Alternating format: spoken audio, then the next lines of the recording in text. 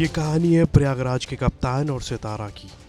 एक ऐसा रिश्ता जो दोनों परिवारों की सहमति से, रजामंदी से हुआ, समाज की बैठक में तय हुआ।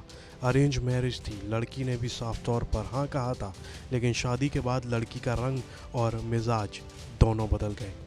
शादी की पहली रात कप्तान को उसकी पत्नी का साथ नहीं मिला, बल्कि सुहागरात में एक चाकू और धमकी मिली, अगर पास आए तो मार दूंगी और खुद की जीवन लीला समाप्त कर लूंगी। उस रात से कप्तान डर में जीने लगा। हर रात सितारा चाकू लेकर सोती थी और फिर सामने आए वो चैट्स जिनमें सितारा के कथित प्रेमी ने लिखा, अगर कुछ बोलेगा तो 10-20 लड़कों से हमला करवा दूंगा। सबसे चौंकाने वाली बात, ये लड़का रिश्ते में सितारा का भतीजा है और वही लड़का अब कोर्ट मैरिज का दावा भी कर रहा है। परिवारों ने मिलकर मामला सुलझाने की कोशिश की। सामाजिक रूप से लिखित समझौता हुआ और लड़की को ससुराल दोबारा भेजा गया, लेकिन कुछ भी बदला नहीं। घर लौटी सितारा कुछ दिन चुप रही और फिर एक रात सितारा चुपचाप घर से छत कूद कर भाग गई। फिर 1 जून की रात सितारा पिलर के सारे घर से बाहर निकली। सीसीटीवी कैमरे में साफ दिखा और तब से वो वापस नहीं लौटी। अब खबर है उसने कोर्ट मैरिज कर ली, उसी भतीजे से जिससे प्रेम था। इस बात की तस्दीक करने के लिए कप्तान का परिवार कागजी सबूत ढूंढ रहा है। जब हमने कप्तान की मां से बात की तो वो बात करते करते रो पड़ी। सर, बहुत खुश दिल से शादी किए थे हम लोग। बहुत क्या बताए, बोल ही नहीं जा रहा।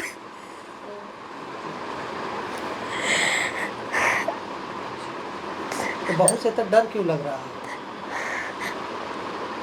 हमारे लड़के के साथ बड़ी गलत कर रही थी सर। अगर मार देती तो हम क्या करते सर? सर फसाने चाकू लेकर हमारे लड़के को मारती थी, लग दिखाती थी, धमकाती थी कि हम हमारे पास आओगे तो हम तुमको मार दूंगी, हम अमन के पास जाएंगे, हम उससे प्यार करते हैं सर। हम लोग को बहुत जीना मुश्किल हमारे लड़के कर दी सर। बहुत रोता था, मतलब हम लोग से बताता था, कहता तुम कहाँ हमको फंसा दी, ये मारने के हमके कहती। हम लोग सुने तो हम लोग को बड़ा दिल धड़का कि बताओ शादी करें, ये कैसी लड़की है, बहू कैसे ले आए घर पे, कैसे बोल रही थी। पूरा परिवार आज भी डरा हुआ है, कहीं वो लड़की लौट कर आई और कोई नया आरोप न लगा दे। इस पर कप्तान कहता है, सर 29 अप्रैल को हमारी शादी हुई थी और मैं तो बहुत खुश था सर उस दिन। और रात को जो है जब मैं गया लड़की के पास तो सर वो चाकू ली हुई थी। मैं सोचा ये चाकू क्यों ली है, तो मेरे मन में कुछ ऐसे मैं सोचने लगा, कहा चलो कॉमन सी बात है, चाकू ली होगी। लेकिन सर मैं जब उसको टच करने गया तो मुझे चाकू कह रहे, मतलब धमकी देने लगी कि अगर टच करोगे हम तुमको मार देंगे या तुमको मारेंगे, अपने आप को मार देंगे। तो मैं बोला ऐसा क्यों? कह रही है कि मैं और किसी से प्यार करती हूँ और उसका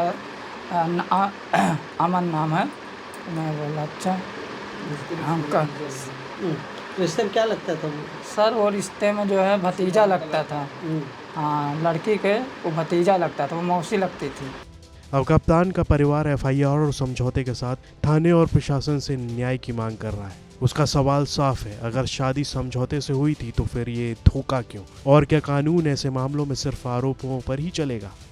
ये कहानी सिर्फ कप्तान और सितारा की नहीं है, ये उन हज़ारों परिवारों की है जो शादी के नाम पर साजिश का शिकार होते हैं। रिश्ते जब प्यार नहीं, छल और भय के आधार पर बने तो वो जीवन नहीं, मौत की तैयारी बन जाते हैं। आगे कप्तान बताता है कि उसकी पत्नी सितारा को जब भी तथाकथित आशिक अमन से बात करनी होती थी, वो चाकू सटाकर मरने और जीवन लीला समाप्त करने की धमकी देने लगती थी। घर वालों को फंसा देने की धमकी भी देती थी। सोशल मीडिया का वायरल कुछ तस्वीरें सोनम, उसके बाद नीला ड्रम, लेकिन अब प्रयागराज में भी कुछ ऐसी कहानी सामने आई। हालांकि इस शख्स की किस्मत अच्छी रही कप्तान की कि ये उस लम्हे यानी उस मंजर से गुजरने से बच गया। हालांकि जिस तरह का मंजर था ये आज भी याद करता है तो शादी के नाम पर रो पड़ता है और कहता है मैं शादी नहीं करूँगा, और परिवार वाले डर से जाते हैं। मसला वही सोनम जैसा, नीले ड्रम जैसा, धमकी कुछ उसी तरह।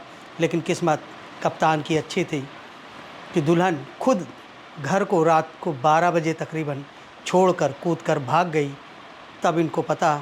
और सबसे बड़ी बात इसमें एक एंगल और आया कि भतीजी और मौसी ने अपने भतीजे से शादी कर ली, मतलब कप्तान की पत्नी ने अपने भतीजे से शादी कर ली।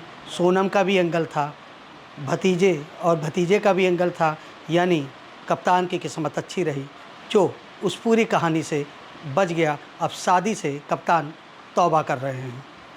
आनंद राज, यूपी तक, प्रयागराज।